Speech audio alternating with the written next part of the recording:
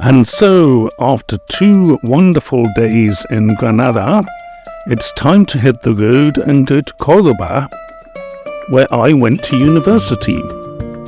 Once or twice. It's a beautiful town, and I'm sure it won't have changed much. It hasn't changed much since Roman times, so I doubt that it's changed a lot since 1978.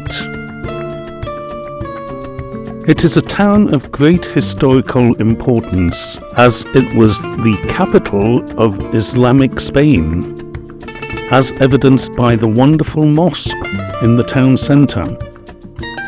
Let's hit the road.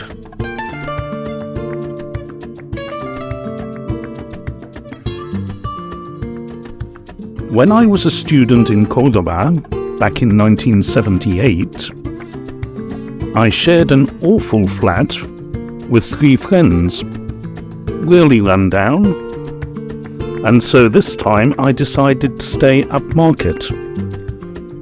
My hotel was 2 17th and 18th century noble houses converted into a very upmarket place right in the centre of town. In fact, it was a 2-minute walk from the university. Very interesting going back there, and actually quite a nice building. Nicer than I remember it. And I was very amused to overhear a tour guide saying, "This is the prestigious university. Only the brightest and best go here." That's me. Next, it was on to the Bodega Rafael. Well, I've already been to the university, and now I'm in Bodega Rafael. A regular haunt when I was studying here. It's gone a bit upmarket though, same layout, but it's been painted. There's no sawdust on the floor. It was empty. One person walks in and everybody comes in. Like all restaurants. Gambas al ajillo, corns in garlic with some chili, doesn't get much better, washed down with a bottle of cold Alhambra Special. So next it was time to explore the old town of Cordoba. It really was super crowded, so I got up very early and went for a walk around the old, narrow, winding streets, and I had the place to myself.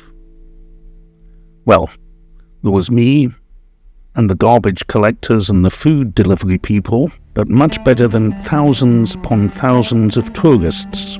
No visit to Cordoba would be complete without a visit to the huge mosque, or mezquita as it is called. Built by the Muslims, or the Moors, it was the capital of Islamic Spain, the heart.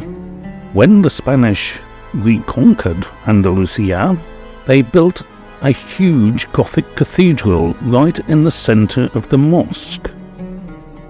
Yet both remain intact, side by side. Oh, and that flat that I mentioned, I remembered that it was near the bullring and actually found it. Avenida del Gran Parque, or Parque Grande. There's the bullring. This is my street. I think it's been cleaned up a bit, but lots of memories. Going back to the disco days. In 1978, Saturday Night Fever was all the rage, as was my long hair, Spanish gin, a college friend who I still see to this day, and lads having fun.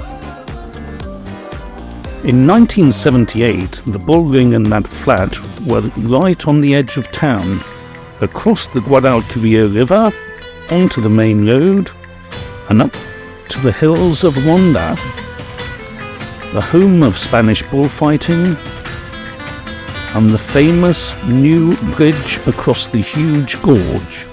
All coming up next.